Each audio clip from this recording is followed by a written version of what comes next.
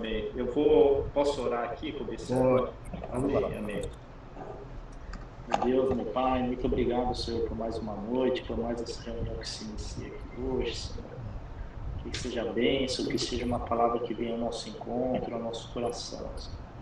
Continue nos usando, nos abençoando da forma que o Senhor sempre fez, Senhor. Estamos aqui para aprender, para dividir com os outros homens, Senhor, para que a gente possa cada vez crescer mais. Sei que durante o dia foi um dia difícil também para todos. Alguns já sinalizaram que não vão poder entrar, Senhor. O Senhor sabe o coração de cada um. Alguns vão ainda chegar, que o Senhor possa estar trazendo. A gente não sabe se está no trânsito, se está chegando em casa, mas que o Senhor possa abençoá-lo de toda forma, meu Deus. Continue nos usando, nos abençoando, abrindo as portas de bênçãos sobre a nossa casa, sobre a nossa família. Em nome do Senhor Jesus, eu te agradeço, Senhor, também pela palavra que vamos ter hoje, pelo pregador, que seja uma palavra de bênção e de unção, Senhor. Continue nos usando e nos abençoando, em nome do Senhor Jesus. Amém. Amém. Glória a Deus. Pastor, a palavra está com o pastor. Obrigado aí por aceitar o convite do pastor. Então, vamos lá. A gente está observando tantas mudanças, né, no clima, a gente estava falando de chuva, chuva aqui, chuva ali, enchente aqui, frio ali, calor do outro lado. E a gente vê que tudo isso tem uma consequência, porque o homem desrespeita a natureza e aí a natureza geme, né? A própria palavra fala que a natureza está gemendo aí. Então, consequências por não respeitar aquilo que Deus fez, aquilo que Deus determinou. E não é diferente com a gente. Quando a gente também não respeita as instruções do Senhor, a gente tem consequências na nossa vida, né? Então, por exemplo, a gente viu esse terremoto aí, que coisa terrível, né? Mais de 5.000 pessoas já morreram. Claro, ali ela está num lugar, numa região onde as placas tectônicas se movimentam com muita frequência. Mas muitas vezes um prédio cai porque o engenheiro não foi lá e não respeitou as normas técnicas, as dimensões e tudo mais, né? Quantas situações a gente soube de prédios que caíram, mesmo lá no Rio de Janeiro, né? Alguém não respeitou lá, cortou um pedaço de uma viga lá numa reforma e o prédio veio abaixo. Quando a gente não respeita as instruções, as normas, claro que tem as consequências. E aí eu peguei um trecho da palavra de Deus, que está lá em Lucas, capítulo 6. Nós vamos ficar nesse livro de Lucas 6, 7, aí nós vamos caminhar um pouquinho aí. Lucas 6, 46, Jesus falando: por que vocês me chamam Senhor, Senhor e não fazem o que eu digo? E aí essa palavra me tocou muito, porque quantos de nós, a gente não clama a Deus por isso, por aquilo outro. E aí Jesus estava falando lá, né, com aqueles judeus: por que vocês me chamam Senhor, Senhor, e não fazem o que eu digo, o que eu mando, o que eu instruo, o que eu oriento, né? Porque ele estava lá para passar as boas novas de salvação. E quantas vezes a gente sabe das instruções do Senhor, sabe aquilo que Ele quer que a gente faça, aquilo que Ele espera que a gente faça, e a gente não faz. E a gente corre clamando ao Senhor, quando que, se tivéssemos observado atentamente a palavra de Deus, poderíamos evitar muitas situações, muitas consequências. É claro que tem coisas que são inesperadas, a gente é um servo de Deus, a gente serve ao Senhor, busca a fidelidade com o Senhor, e pode acontecer um momento, um imprevisto, uma situação, que a gente corre mesmo e tem que correr aos braços do Pai. Mas muitas das vezes, muitas das consequências, a gente mesmo cria, porque a gente não observa as instruções da palavra de Deus, o próprio Jesus falando para nós. E instruções tão básicas, tão rudimentares, que a gente não observa, a gente não faz. E a gente vai ler algumas delas aqui, tão conhecidas, mas só para lembrar: será que tudo que está aqui, esses poucos versículos que nós vamos ler, a gente cumpre aquilo que Jesus falou? Então é para nós meditarmos, né? A gente tem consequências por desrespeitar a palavra de Deus. E a gente acha que é o cumpridor da palavra, mas às vezes a gente está pisando na bola, deixando de ouvir o recado do Senhor e deixando de praticar a palavra do Senhor. Então está lá em Lucas 6, ainda dando sequência, de 47 a 49. Olha o que ele fala: Eu mostrarei com quem se compara aquele que vem a mim, ouve as minhas palavras e as pratica. Aquela passagem conhecida que nós sabemos, né? É como um homem que, ao construir uma casa, cavou fundo e colocou os alicerces na rocha. Quando veio a inundação, a torrente deu contra aquela casa, mas não a conseguiu abalar, porque estava bem construída. Mas aquele que ouve as minhas palavras e não as pratica é como um homem que construiu uma casa sobre o chão sem alicerces. No momento em que a torrente deu contra aquela casa, ela caiu e a sua destruição foi completa. Todos nós sabemos, né, a importância de ter um sólido fundamento. Né? Qualquer prédio precisa ter um sólido fundamento. A nossa vida precisa ter um sólido fundamento na palavra do Senhor, no momento de tantas turbulências, tantas provações, tantas injustiças que a gente vê no mundo e que a gente sofre também na pele. E qual é a solução? Aonde está o recurso? Aonde está, de fato, a nossa segurança? É no Senhor. É o alicerce na rocha que é Cristo. O mundo está no caos aí, essa nova política, o que vai acontecer, o que não vai acontecer. Nós temos que estar firmados na rocha, né? Porque a palavra está se cumprindo e ela vai se cumprir. Não há dúvida disso, né? Cada dia a palavra está se cumprindo e nós estamos nos últimos dias. Portanto, mais ainda do que todo o tempo que já foi de existência nossa, que temos que respeitar as instruções contidas na palavra, as profecias reveladas na palavra de Deus. E aqui ele fala claro, né?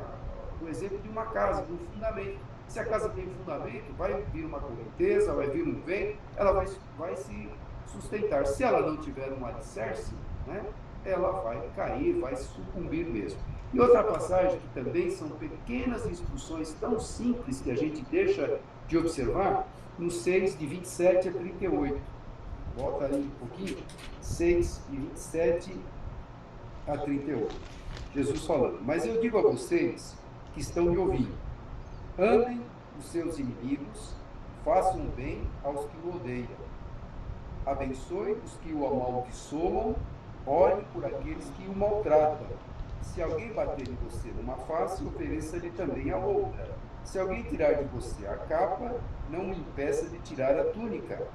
Dê a todo aquele que pedir, e se alguém tirar o que pertence a você, não lhe exija que devolva. Como vocês querem que os outros lhe façam, façam também a vocês.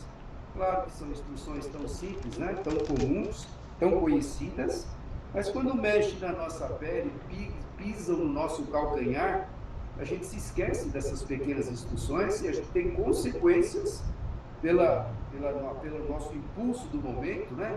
A ira que sobe, a mágoa e guarda aquela mágoa. Mas se a gente perdoar aquelas pessoas que falam mal, que nos perseguem, se a gente cumprir essas pequenas instruções, a gente não vai ter tantas consequências terríveis lá na frente. Eu converso com muitas pessoas que vêm pedir aconselhamento de situações que estão passando no serviço. E quando a gente começa a conversar, explorar um pouquinho mais, você vai ver que a pessoa não teve sabedoria para conviver naquele ambiente, né? Saber contornar as coisas, saber deixar para lá, não, é ferro com ferro, e aí, já viu, a pessoa não leva desaforo para casa, mas a palavra ensina ao contrário. Pagar o mal com o bem é algo difícil, mas se fizermos isso, só vai trazer bênção para as nossas vidas, né?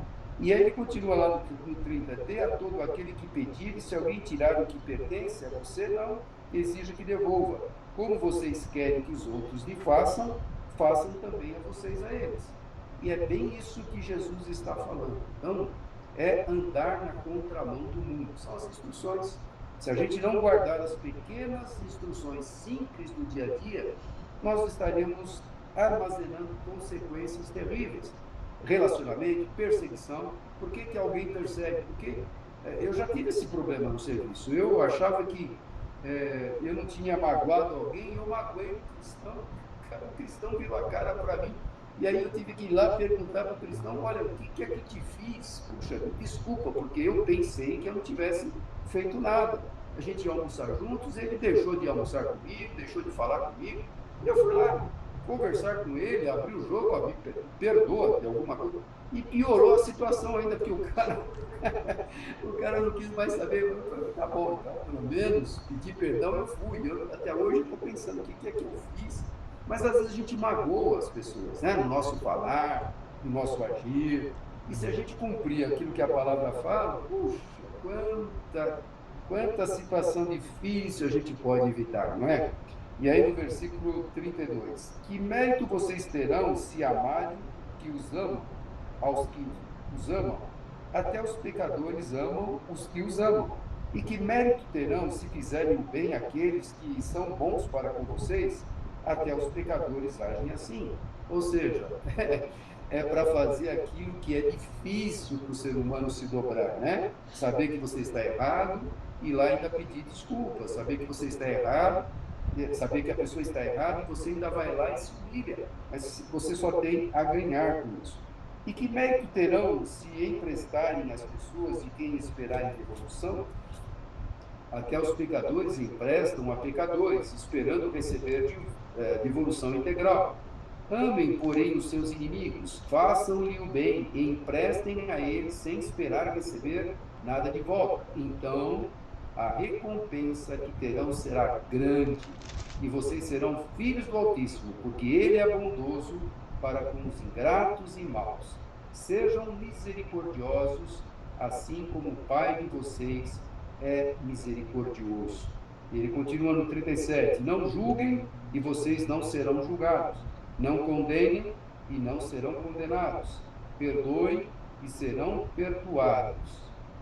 Deem-se e será dado a vocês. Uma boa medida, calcada, sacudida e transbordante será dada a vocês, pois a medida que usarem também será usado para medir vocês. Então, as instruções são claras, simples e fáceis de compreensão. O difícil é cumprir aquilo que o Senhor nos fala, né? E andar na contramão desse mundo não é brincadeira, porque o mundo ele prega exatamente o contrário. Você tem que ser acotovelar, pisar em cima do outro, mostrar para as pessoas que você tem garra, que você tem assim uma forma de agir, né? De sair da frente, senão eu passo por cima. E é o que o mundo quer ver hoje. E quando a gente anda na contramão desses princípios que o mundo está, parece que a gente, né, é tapado, é pouco, não, mas a gente só tem a ganhar, porque aquilo que nós estamos lendo aqui são as instruções que o Senhor Jesus passou para cada um de nós. Então é muito importante observarmos.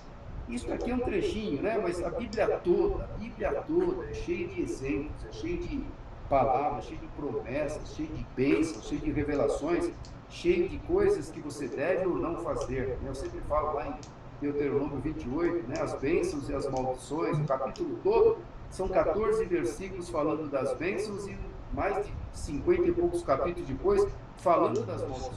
Mas por quê?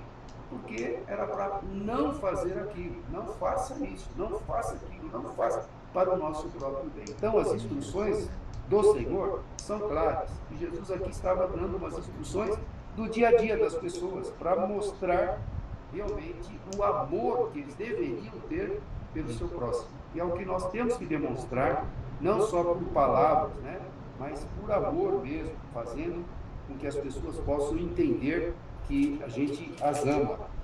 E agora, para terminar, de 39 a 45, dando sequência aí de 39 a 45. No capítulo 6. Jesus fez também a seguinte comparação: pode um cego guiar outro cego? Não cairão os dois no buraco? O discípulo não está acima do seu mestre, mas todo aquele que for bem preparado será como seu mestre. Por que você repara no cisco que está no olho do seu irmão e não se dá conta da viga que está no seu próprio olho? Como você pode dizer a seu irmão: irmão, deixa-me tirar o cisco do seu olho, se você mesmo não consegue ver a viga que está em seu próprio olho? Hipócrita, tira primeiro a viga do seu olho, então você verá claramente para tirar o cisco do olho do irmão. Nenhuma árvore boa dá fruto ruim, nenhuma árvore ruim dá fruto bom. Toda árvore é reconhecida por seus frutos. Ninguém colhe figos de espinheiros, nem uvas de ervas daninhas. O homem bom tira coisas boas do bom tesouro que está em seu coração, e o homem mau tira coisas más do mal que está em seu coração, porque a sua boca fala do que está cheio o coração. Então, é muito importante sabermos que a nossa vida precisa dar frutos. E para dar frutos é observar a palavra de Deus, observar os ensinos que ele deixou claro e cumprir a palavra. Não é só falar, mas ser cumpridores da palavra e praticantes dessa palavra. Isso é para o nosso próprio bem. Então, eu posso imaginar, viver nos dias de hoje, na contramão de tudo aquilo que o mundo ensina, tudo aquilo que o mundo prega, tudo aquilo que o mundo acha como valor, né? Você sendo uma pessoa determinada, uma pessoa que colérica, que sai da frente, senão eu passo por cima, é valorizado isso. Mas uma pessoa mansa, uma pessoa apaziguadora, não tem valor. Mas quantas vezes o fato de sermos apaziguadores evitamos problemas futuros? Quantas vezes a gente teve que levar uma palavra branda, e a Bíblia fala, a palavra branda desvia o furor. E alguém está nervoso, alguém está exaltado, né? Quantas vezes lá no banco, quando eu era contador de uma agência bancária, e dia de pagamento, aquela loucura, aquela bagunça, aquelas pessoas irritadas porque a fila era grande, e tinha lá uma briga lá no caixa, porque o caixa distratou alguém, né? Aí você vai lá e a pessoa começa a se exaltar e gritar e tal. Aí eu lá, na minha função, eu era contador, tinha que chegar lá e puxar a pessoa do lado, conversar com a pessoa, e aí a gente tinha que apaziguar a situação, não é fomentar a situação. Então, é importante nos dias de hoje a gente ter essa sabedoria que veio do alto, que é a palavra do Senhor, para aplicar no nosso dia a dia. Jesus está falando isso há 2000 anos atrás, mas o mundo hoje está muito pior, né? Violência, a falta de respeito, de moral, está muito pior do que nos dias de Jesus. Embora havia violência, havia também corrupção naquela época, mas hoje a gente vê uma ganância sobremaneira nos homens. As pessoas querem defraudar umas às outras, querem levar vantagem. E quando a gente lê esses versículos aqui, né, que são instruções, a gente fala, não dá para aplicar nos dias de hoje. Dá sim, dá para aplicar. E outra, quando a gente começa a praticar isso, as bênçãos são frutos, né, da nossa fidelidade com Deus e da nossa obediência a Ele. Então, certamente virão.